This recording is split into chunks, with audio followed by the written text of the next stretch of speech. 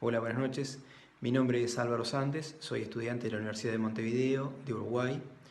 Y bueno, en esta oportunidad nos tocó analizar los riesgos físicos y químicos a los que están expuestos los trabajadores del sector arrocero de la zona de Zulia, esto es al norte de Santander, en Colombia.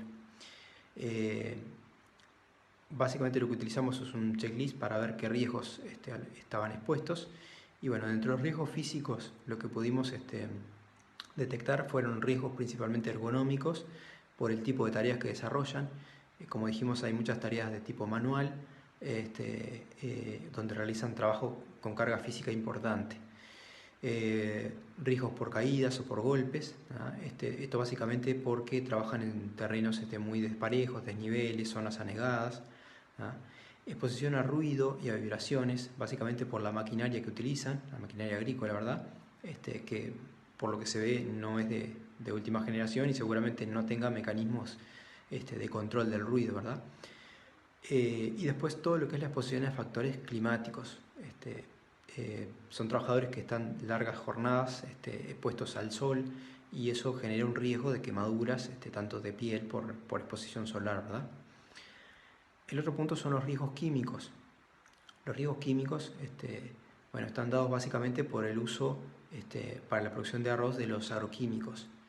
Dentro de estos agroquímicos, principalmente lo que se utilizan son pesticidas y herbicidas.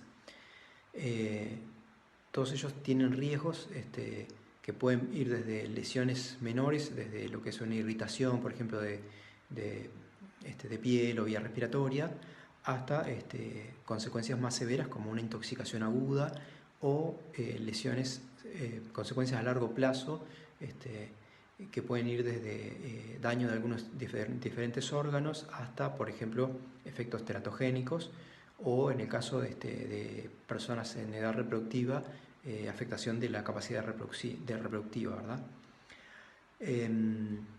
Como dijimos, básicamente estos productos pueden llegar a los trabajadores por tres vías, principalmente a través de la piel, por contacto. Ellos cuando realizan las fumigaciones tienen, por lo que veíamos, gran parte de su piel expuesta.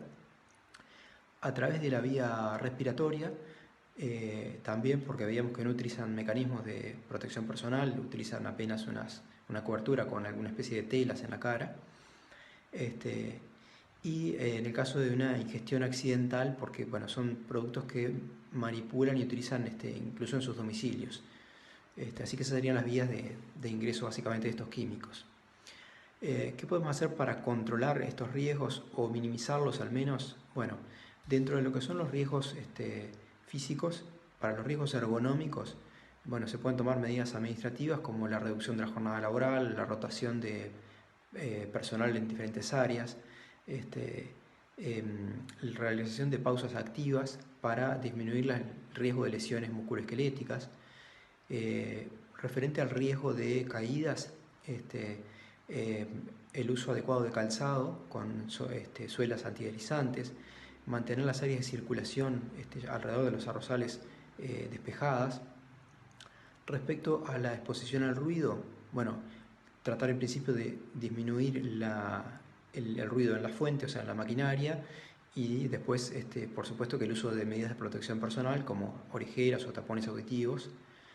Respecto a la exposición a la radiación solar, el uso de ropa adecuada, ropa de manga larga, uso de gorros, sombreros, pantalla solar en el resto de piel que queda expuesta. ¿Ah? Respecto a los riesgos, a la mitigación de los riesgos químicos, básicamente una de las cosas fundamentales es la capacitación de los trabajadores, tanto en forma de que ellos conozcan a qué riesgos están expuestos con las sustancias que manejan, que puedan reconocer en las etiquetas de los productos químicos, tanto el etiquetado como los pictogramas, qué tipo de químicos son, cuáles son los riesgos que generan para la salud, mismo los riesgos de la combinación de estos productos, así como en la forma de almacenarlos. En segundo lugar, el uso de equipos de protección personal. Como decíamos hoy, el uso de mascarillas adecuadas, protección para la vía respiratoria, protección de la piel con una ropa adecuada, realizar capacitaciones del uso, el manejo adecuado de estos productos químicos. A la hora de realizar trasvases o de manipular estos productos, que sea en áreas ventiladas, en áreas adecuadas. Por lo que veíamos, muchas veces lo realizan en sus propios lugares de habitación o donde viven. El adecuado uso de envases, porque también es bastante frecuente que se realice el trasvase a envases de uso común, ya sea envases de bebidas, que por supuesto no están etiquetados ni rotulados, y después ellos básicamente los conocen por características físicas, por los colores, los identifican por lo que estuvieron usando, pero esto aumenta muchísimo el riesgo de exposición, ¿verdad? Así como el manejo de esos envases, lo que es el triple lavado, por ejemplo, de los envases, la disposición final, capacitación respecto a las medidas de higiene personal, el adecuado lavado de manos con agua y jabón, el no consumo de alimentos, el hecho de no fumar durante el uso de estos productos químicos. Así que bueno, esas serían un poco las medidas principales a tomar para corregir o mitigar estos riesgos. Muchas gracias.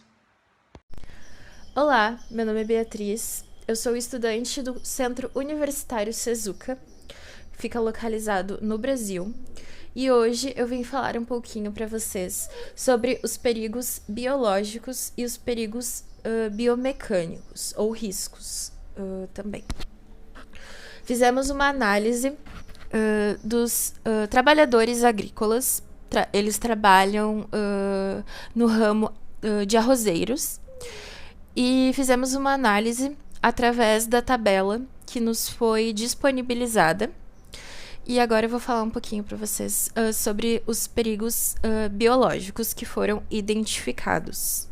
Bom, falando agora um pouquinho de perigos biológicos, foram identificados infiltrações e umidades nas instalações da empresa, certo? E isso é um risco muito grande, pois pode se desenvolver ao longo do tempo fungos e bactérias, o que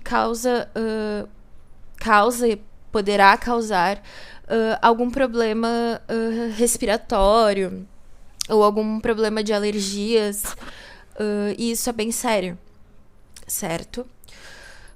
Foram identificados também que a limpeza das instalações não estão adequadas ao padrão de biossegurança do trabalho. Assim, é muito sujo, certo? Essas instalações. E são instalações que os funcionários ficam, certo? Então, não é um local aprovado pela biossegurança, certo? Pois possuem muitos resíduos, possuem resíduos animais pequenos, assim. Então, não possui uma biossegurança boa nas instalações. Bem como o local de armazenamento dos grãos, embora exista, não é o mais adequado. Digamos assim que é um local provisório. Não se pode armazenar muito tempo nesses locais, porque não estão de acordo com as normas de vigilância sanitária e muito menos de biossegurança. Então, é um local que é para deixar, assim, pouquíssimo tempo. Não se pode armazenar por muitos períodos de tempo, certo? Alguns itens como se eles conhecem como manipular plantas, se eles conhecem como manipular a terra e os fertilizantes, se eles sabem como manipular os resíduos que sobram de plantações. E assim, eles têm um conhecimento leigo acerca disso. Eles têm o que eles aprenderam. Eles não tiveram treinamento algum a respeito da segurança com estes itens, certo? Eles sabem mexer nas plantas porque eles aprenderam daquele jeito. Mas não é o método mais correto de manipulação, visto que não existe proteção alguma por parte dos trabalhadores ao manipular plantas, fertilizantes, terras, etc. Não existe proteção, não existe os EPIs necessários para isso, certo? Bom, eu vou falar um pouquinho agora sobre os perigos biomecânicos que foram identificados nos trabalhadores, certo? O primeiro item da nossa tabela é se eles sabem como fazer a manipulação de carga da forma adequada. E não, eles não sabem.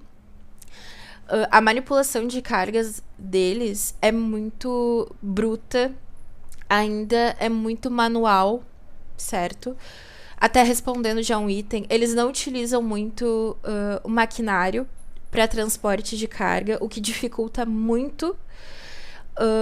E possivelmente esses trabalhadores, por excesso de peso, por realizarem movimentos repetitivos, por estarem carregando esse peso da maneira inadequada, é certo que provavelmente eles vão ser afastados do trabalho alguma hora por doenças ocupacionais, bursites, tendinites, ruptura de algum tendão, estiramentos, encurtamentos do lado contrário,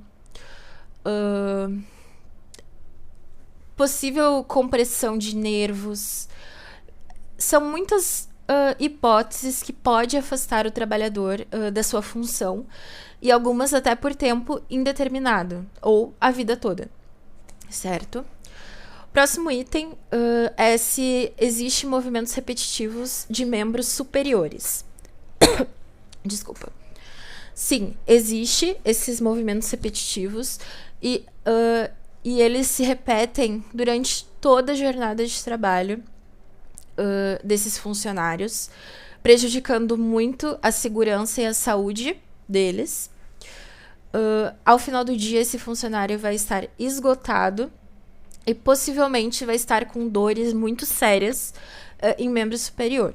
Principalmente os que fazem o transporte de carga, que provavelmente terão problemas em manguito rotador e dorsal. Talvez um pouco de peitoral, mas possivelmente eles terão algum problema no futuro, se não tratado ou se não tiver a prevenção. O próximo item é se eles possuem marchas prolongadas. Sim, eles possuem uma marcha muito extensa, por vezes o período inteiro de serviço. Possuem posturas que ficam flexionadas ao longo do dia, principalmente o pessoal que está nas toiceiras de plantação, que fazem o plantio do raminho de arroz.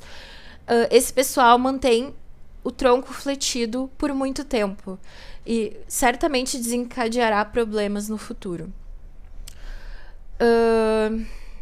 Eles mantêm também posturas de cócoras ou agachados. Possuem posturas com os braços em extensão. E todos esses fatores, eles vão agravar cada vez mais a saúde desse trabalhador.